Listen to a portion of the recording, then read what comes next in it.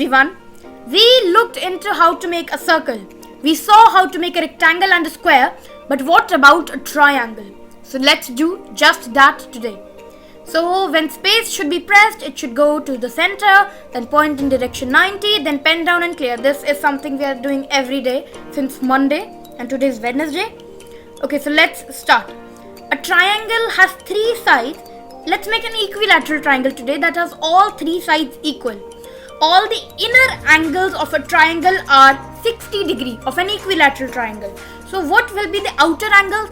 They are going to be 120 degrees, because in a linear pair, 60 degree plus 120 degree should be 180 degree. So let's start. Okay, so let's consider that it should move 100 steps.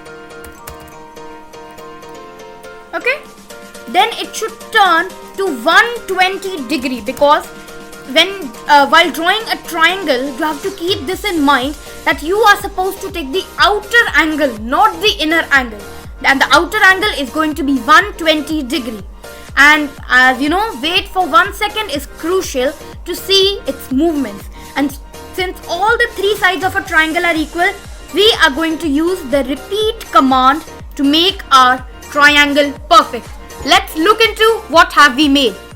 So when we pressed space, it made a triangle as it went to 0, as it went to center, then pointed in the direction, then pen down, clear, and then it repeated 3 times. It moved 100 steps, then turned 120 degree. It turns according to the outer angle. If we change the angle to 60, let's try that too. It is going to make that looks like a half octagon, because it turns according to the outer angle, and since we shifted it to 60, the outer angle is now 60, and so it's wrong. So we need to take the outer angle, and so it should be turned 120 degree. This is a perfect triangle. Let's make a bigger one. Let's make off a very bigger one. That's nice. A bigger triangle. This is how you can make triangles. Come back tomorrow to see how you can make parallelograms.